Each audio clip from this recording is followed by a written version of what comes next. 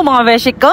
Amoy pa lang, ulam na. At dahil natakam na naman ang beshi nyo, another day, another mini vlog, and another a day in my life tayo ng pagiging alipin dito sa Dubai. Ito yung pauwi kang nasisikatan ka pa ng araw pero dahil sa sobrang traffic. Ay heto, inabutan tayo ng dilim mga beshi. For today's video mga beshi, tara samahan nyo magluto syempre. At dahil nga off ko nga kinabukasan, buti na lang may nakita ako sa pag-scroll ko sa Facebook. Kaya naman pagbaba ko ng sasakyan mga beshi, eto dediretso tayong supermarket. Syempre sayang ang oras, para pag-akit ng ating kwarto, let's chillax muna bago magluto, ganon. At so ayun na nga, wala akong choice kundi kumain ng chips dahil wala namang malafang dito sa kwarto. Abay, ginutom tayo sa biyahe, beshi. At dahil nga gustong gusto ko nga magpahinga ng maaga ngayon mga beshi, kahit off ko kinabukasan, ay heto, magluluto na tayo. Kadalasan sa niluluto ko mga beshi, nakikita ko lang sa Facebook. Yun bang yung mga ulam na madalian, tsaka mga tipid tips, ganon. Syempre nagbukas ako dun sa pinakamalaki kong ref dyan sa kwarto dahil nga nandyan yung sibuyas ko tsaka yung aking bawang. Abay, dyan ko na lang ini-storage mga beshi kasi ang nangyayari, pag nasa cabinet lang sa kusina, abay, biglang nauubos. Yung hindi ka naman araw-araw nagluluto pero nauubos ang condiments. Siyempre, naglabas na din ako ng butter na nung last year pa yan stock. Kaya ko nga pinili din tong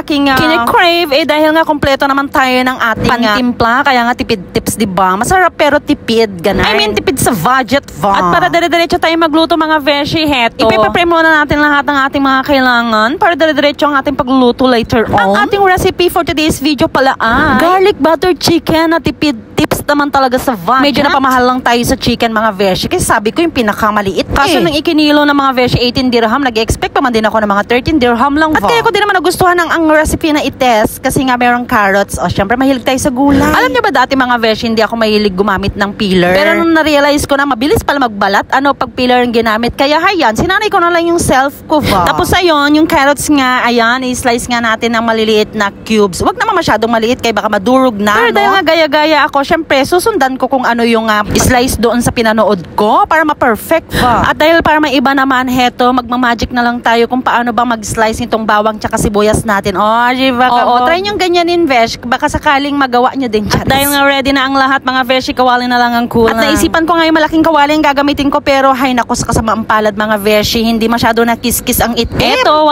choice besh, yung maliit ang gagamitin. Yun kasi ang malinis mga beshi, mag-kiss-kiss pa ako dyan. Ko lang talaga ng oras na yan dahil wala pa akong kasabay magluto mga beshi. Syempre, umpisan ko na magluto kaya magtatali na ako ng buhok, ganun. Medyo lingon-lingon lang ako dyan sa pinto mga beshi, baka biglang may pumasok, tapos nag-iinarte ako dyan sa loob ng kusina. So, ito ang unang gagawin. Based na sa panood ko nga, ipiprito nga daw yung carrots para daw hindi madurog. Nung napanood ko kasi to, parang ang sarap-sarap niya, kaya sabi ko, ay gagayahin ko nga ito. Dati yung sipag-sipag ko magluto, ngayon Diyos ko, minsan na lang ako nagluluto mga beshi. So, ayun na nga, isusunod na nga natin yung chicken. Ituloy ko ang chismis. Lately kasi mga beshi, di ba pa iba-iba ako ng schedule. Kadalasan straight duty, gano'n. Mas bet na lang ng beshi nyo minsan ay nagpapahinga na lang. Paano na lang, pag walang nagluluto para kay beshi nyo, di papayat na akes. Kaya lang naman ako nagluto ngayon dahil nga nag-crave nga ako nung pinapanood ko nga itong video na ito. At so, ayan na nga, nung naganyan na nag-brown na siya, yan, aahuin na natin yan. So, syempre may second batch pa kay isang buong chicken ang binili ko. Ilalagay ko na lang doon sa pinaglagyan ko nung naprito kong carrots mga beshi para less ba yung hugasin. After ko ngang i-half fried yung ating chicken mga beshi, lalagyan na natin ng butter. Well, tinanggal ko yung mantika dyan, may konting natira. Medyo nagsisinga ako ng very slight dyan kasi bakit nilagay ko lahat ng butter? Ang mahal pa man din ng butter. Paano na lang pag bigla ko mabet magluto ng hipon kagaya nitong kasabay ko magluto? Sayang, nasa huli talaga ang pagsisisi mga beshi. At dahil nga wala na ako magagawa sa mga nangyari, nung nagka-aroma na ang bawang tsaka sibuyas, nilagyan na natin ng tomato paste. Tapos sinunod ko naman ang ating oyster sauce. Ay, hindi nakita sa video, nilagyan ko yan ng pamintang durog. Syempre, mekos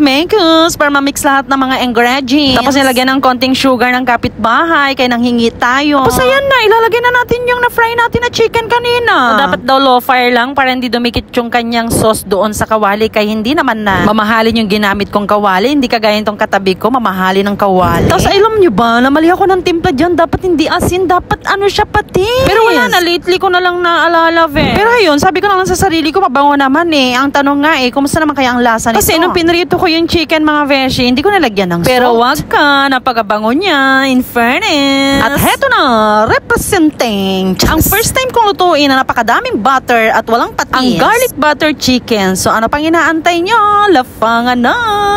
So heto na nga, husgahan na natin ang aking first time na niluto. Meron kasi akong doubt dun sa hindi ko paglagay ng patis mga beshi, kaya nag-expect ako na medyo walang lasa yung chicken niya, which is true. Pero dahil ka-perfect naman ang ating pagtimpla, aba, yung carrots vesh na nuot ang lasa, kaya ka-vlog. Syempre friends, since first time nga natin lutuin to, so syempre acceptable siya. So next na lulutuin ko ay vavavad ko na lang ang chicken ng asin o kaya ng patis. Ganon. And that's all for today's video. Thanks for watching, Vashe.